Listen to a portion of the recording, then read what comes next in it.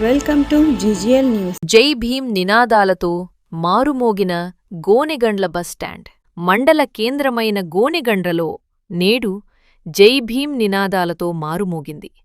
భారత రాజ్యాంగ నిర్మాత డాక్టర్ బిఆర్ అంబేద్కర్ జయంతి సందర్భంగా కేవీపీఎస్ ఆధ్వర్యంలో నిర్వహించిన వేడుకలు ఉత్సాహభరితంగా ఘనంగా సాగాయి.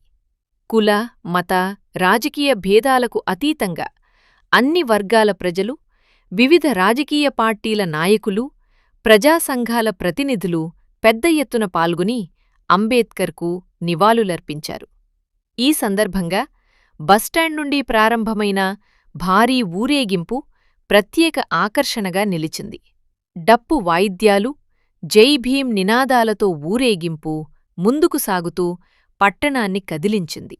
అనంతరం బస్టాండ్ ఆవరణలో ఏర్పాటు చేసిన సభలో అంబేద్కర్ చిత్రపటానికి పూలమాలలు వేసి ఘన నివాళులు అర్పించారు.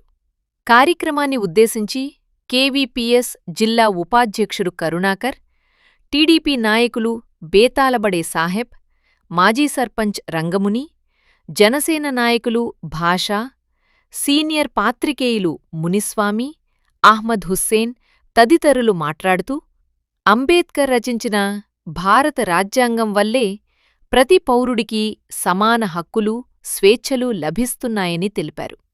ఆయన ఆశయాలు ప్రతి ఒక్కరికీ మార్గదర్శకమని, సమానత్వం కోసం ఆయన చేసిన పోరాటం తరతరాలకు స్ఫూర్తిగా నిలుస్తుందని పేర్కొన్నారు. ఖచ్చితంగా మరి వచ్చే ఇట్లా జయంతి తలకల్లా ఈ యువతంతా కలిసి అంబేద్కర్ విగ్రహాన్ని ప్రోత్సహించాలని సభాముఖంగా కోరుకుంటూ సెలవు తీసుకుంటున్నా. నా పేరు. మన దేశ పౌరులకు అందరికీ సమాన హక్కులు కల్పించినటువంటి గొప్ప నాయకుడు ఎవరైనా ఉన్నారా అంటే గౌరవ మన అంబేద్కర్ గారు నిలుస్తారు. ఎందుకంటే ఆయన అనుభవించినటువంటి బాధలు అన్ని కాదు.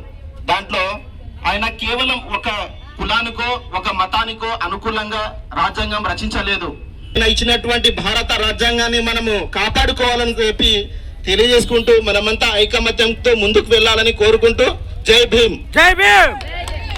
జై భీమ్.